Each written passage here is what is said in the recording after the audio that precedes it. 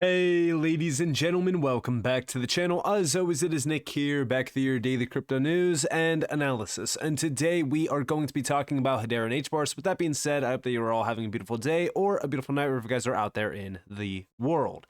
So, tokenization. Listen, we've been hearing about it for a very long time. It's not like it's a new term. Let's be real, tokenization, it's been around for a while, but just recently it started to catch on and it is on fire. It is red hot. Everyone is focused on tokenization and what's happening around it, right? Back in 2023, we got a report from the BCG, and it is regarding this $16.1 trillion business opportunity by 2030. But what everyone was missing in this report was that little highlight on the left. And do you see that? Highly conservative forecast, tokenization potential of 68 trillion by 2030 in best case scenario. But what they say here is it's highly conservative. That means that that's a very small amount for what's really, the potential of tokenization. But 68 trillion by 2030. The $16 trillion opportunity is just the business opportunity of this. We're not talking about what will be on chain, what will be actually tokenized, what will be moving 24/7, 365, what will be settled on chain. We're just talking about the $16 trillion business potential. Guys, there's a very large amount of money out there that could very well be tokenized. And the big question is, what's really going to be the big winners around this? Well, we already know who some of the big winners are. One of them, in fact, is Chainlink. We know Chainlink is becoming a big player around this, which we will highlight in this video. But what about Hedera? So let's look at this report that just came out on the 25th, and it is tokenization's next phase requires real-world data integration. This is from Chainlink, all right? And within this, we get a glimpse at just how big this could very well blossom into. So this is industries and markets that could benefit from tokenization. This is from Chainlink. Here we have a glimpse. Let me open this up in a new tab just so that you guys can see it. Let me zoom in. This is a glimpse at just how small crypto and even DeFi is versus what's actually out there in terms of these values. Now, I will say this is an older image, so it is a little bit outdated, but it is still something to mention. So first off, DeFi, 180 billion. I think the last time I even checked it, it's somewhere around that same exact level. Overall cryptocurrency market cap, I think that we're ranging around like 2.6 right now. But then we also have gold, 10.9 trillion. And every single one of these small little blocks on the screen is 100 billion. Stock market, 89.5 trillion. I think the last time that we looked at it, it's well over 100 trillion now. Global real estate, 280.6 trillion. Last time that we looked at it, 326 trillion. Again, that's how fast these markets are growing in just the last couple of years. Things are, growing astronomically in terms of value. Then we have derivatives. Now, notional value, it's like 600 some trillion dollars. The overall value out there, they say it's like $2 quadrillion now. But this is saying $1 quadrillion. Let's just put it into, words here real quick. Do you know how crazy $1 quadrillion actually is? That is over 1,000 trillions. Think about how insane that actually is to just think about. All right? Like $1 trillion is crazy. But then when you look at $1 quadrillion, yeah, it's insane, right? But that's how much money is out there. Like, this is a very large opportunity for tokenization. Insurance, 4 trillion, global trade, 28 trillion, global advertising, 650 billion, gaming, 200 billion, and hundreds more of industries out there. But data is crucial. And this was kind of like building a concept car without an engine or interior, just a basic shell of what the future could hold. And what they're talking about here is up here, tokenization has been in a research and development phase for several years. And yes, it has. We also have that he explained, and this is Ryan Lavelle, the director of capital markets at Chainlink Labs. He explained that institutions were bringing simple account balances on chain and were trying to figure out the potential impact of tokenization for their businesses only at a basic level. So they had this concept car without an engine or even an interior. So it was just a basic shell. So now when we look at where we're at currently, we have Lavelle says that these use cases would feature more transparency, lower costs, and more streamlined administrative processes than traditional finance infrastructure. And what he's talking about is the next phase for tokenization. It will be more than just about building foundational infrastructure. This is necessary to make tokenized assets composable and programmable across traditional systems and private and public chains. Now, as we look at this, right, we're actively working on several exciting initiatives at the moment to enable institutions to go beyond mere token issuance, manage tokenized assets throughout their entire lifecycle, and transact across the cross-chain economy. Now, as we look at Chainlink, why am I bringing up Chainlink? Why am I talking about Chainlink? Well, it's outside of Chainlink being a major blue chip in this space, which I've always said. You have to look at what Chainlink is attempting to do. And who are they working with? Going back to April 23rd, they did put out a report saying Chainlink Industry Report explores $1 trillion tokenization market opportunity. Now, within this, they were talking about how this is expected to reach $10 trillion, right? And that's just tokenized assets in terms of like just, improving liquidity, transparency, and stuff like that. Tokenized assets, $10 trillion by 2030. There's a lot of different valuations around here, right? Like BCG, 16.1 trillion. Again, business opportunity. We're not even talking about the true potential here. Like there's so much money out there that could very well be tokenized. But they put out this report, and even within here, we get a little bit of a glimpse at who Chainlink is actually working with. Some very large names out there. But every single major asset manager out there, every single major financial giant out there, all of them are looking at one thing: tokenization. It's the number one reason why a lot of these real world asset gems have been popping in terms of value and also the price action.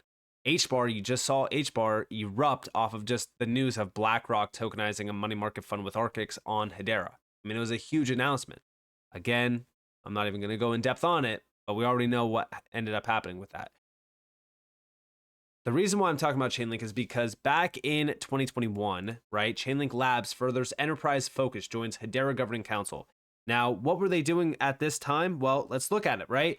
So we have companies to explore enterprise use cases, including bridging traditional finance to DeFi. Chainlink Labs, the industry-leading Oracle solution, has joined the Hedera Governing Council, which oversees distributed governance of the Hedera network.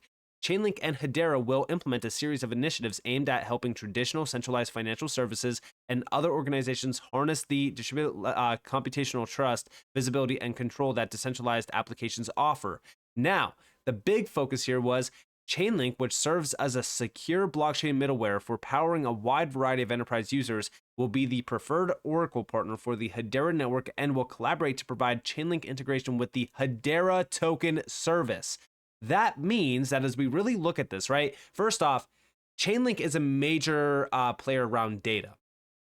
And before you guys go on and say, oh, what about Flare Networks? Yes, Flare is up there as well. But Chainlink is years and years and years ahead of Flare in all of the integrations that they've already had. But regardless, I do think that Flare will be successful. But outside of that, right, Chainlink working with Hedera in terms of the Hedera token service means that exposure could very well happen with all of the players that Chainlink is tapped in on. And I don't even think I need to mention the fact that, yes, Chainlink has been working with Swift. They have been working with some major players like Euroclear and even ANZ, which, by the way, ANZ has been working with Hedera as well around tokenization endeavors. But Chainlink has these massive connections, even to the DTCC, which is settling $2.5 quadrillion worth of securities per year. Hedera could very well be exposed through that, but also remember that Hedera is offering the best-in-class tokenization opportunity for anyone and any major company, institution, you name it, that wants to tap into that. But when you combine Chainlink with Hedera, you get that next phase, right? That real-world data integration that Chainlink is already offering to Hedera and has been since going all the way back to May 2021. And we actually have a quote down here. As enterprise adoption of DLT continues to advance, decentralized Oracle solutions become critical for every vertical, from DeFi and insurance to gaming and NFTs and more. We're continuing to expand our suite of smart contract related services to power a vast array of secure, feature rich applications. So it is a very natural progression for us to join the Hedera Governing Council and work with the leading enterprise grade public network and their other council members to make Chainlink the default Oracle provider for enterprise applications. So this is a very big deal. And again, even down here, we have from Mance Harmon, as the most widely adopted decentralized Oracle solution in the market today, Chainlink is already used to secure billions of dollars in assets for applications around the globe. The potential on the Hedera network, which is already the most used enterprise-grade public network, is limitless. We are excited to be expanding our relationship with Chainlink, which will be the first Web3 company on the Hedera Governing Council to enable the most robust applications of the decentralized future. And again, like I said, this is all through the HTS service, which is the tokenization service on Hedera. This is a big deal. Now, as we look at that, right, like focus on what Hedera is doing around real world asset tokenization. They have on their website a use case of real world asset tokenization, and it breaks everything down on what they are doing. If we look down here, right, we could see $8 billion plus in terms of ecosystem market cap of Hedera, $150 million plus in terms of TVL on Hedera, $50 million plus already in terms of tokenized assets on Hedera. And down here we have regulatory compliance, low and predictable fees, trusted, transparent data as well. And this is where we really kind of look at the fact that, like, yes, data is already clear, it's already transparent, and it's already trustworthy on Hedera. So if you are tokenizing on Hedera, you get that trusted, transparent data, and it's all through the consensus service.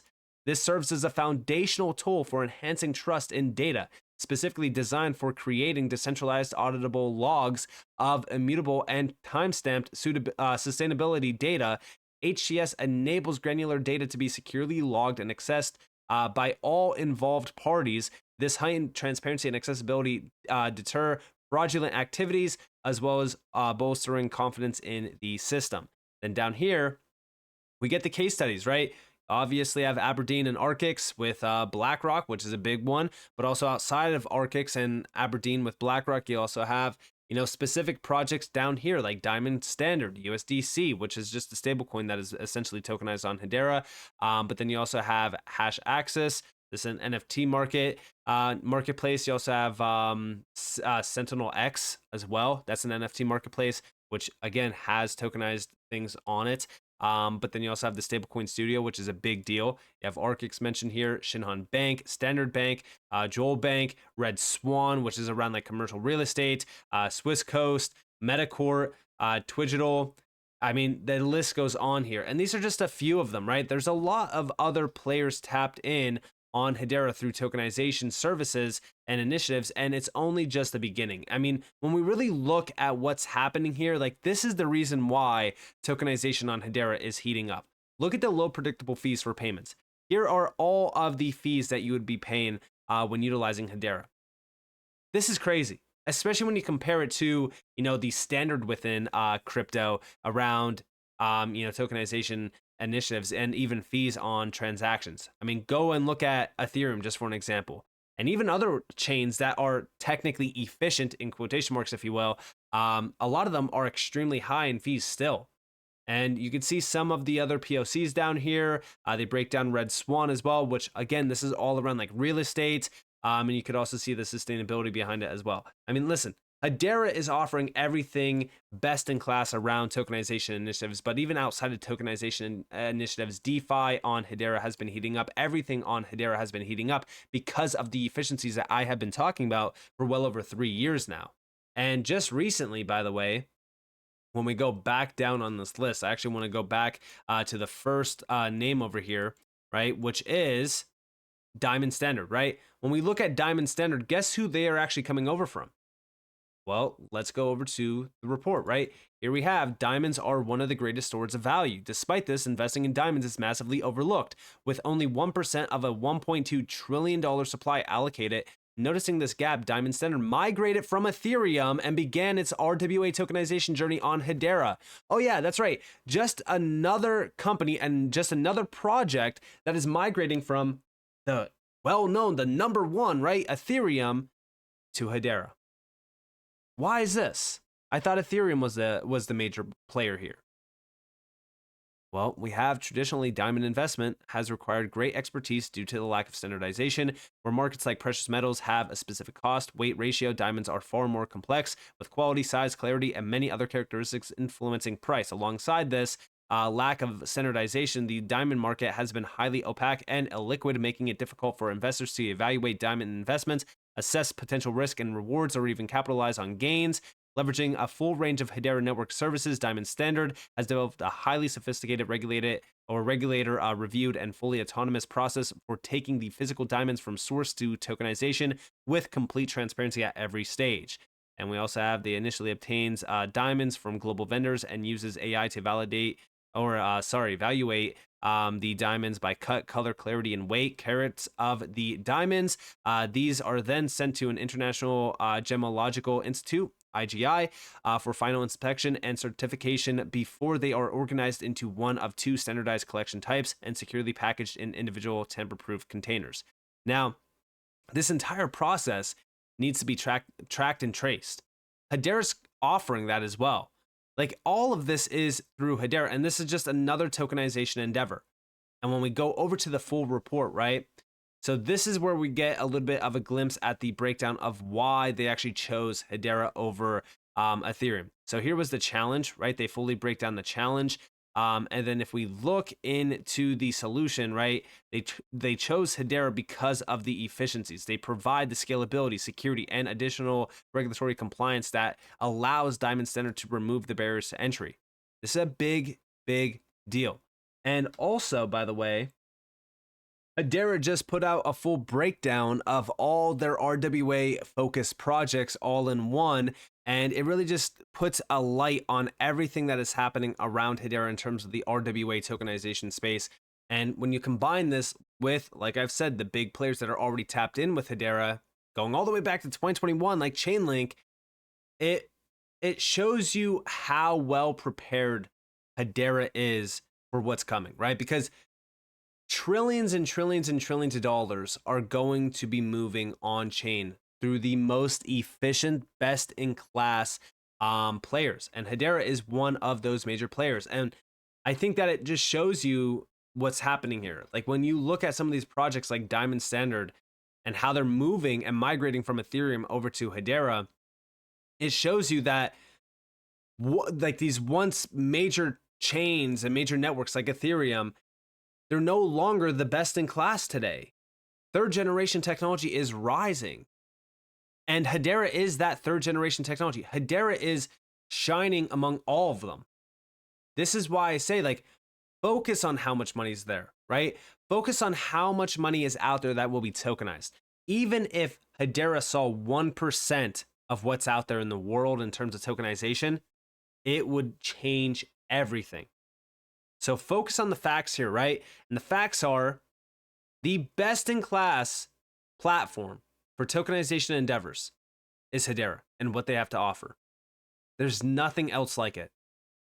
This is why I believe that Hedera and Hbar are set to dominate the tokenization space. So with that being said, I hope you guys enjoyed this video. If you guys did, definitely leave a like, subscribe, turn notifications on because more free content. You guys are more than welcome to follow me on Twitter and join the free Discord in the description below. And with that being said, guys, it's been Nick. Thanks for watching. Peace out.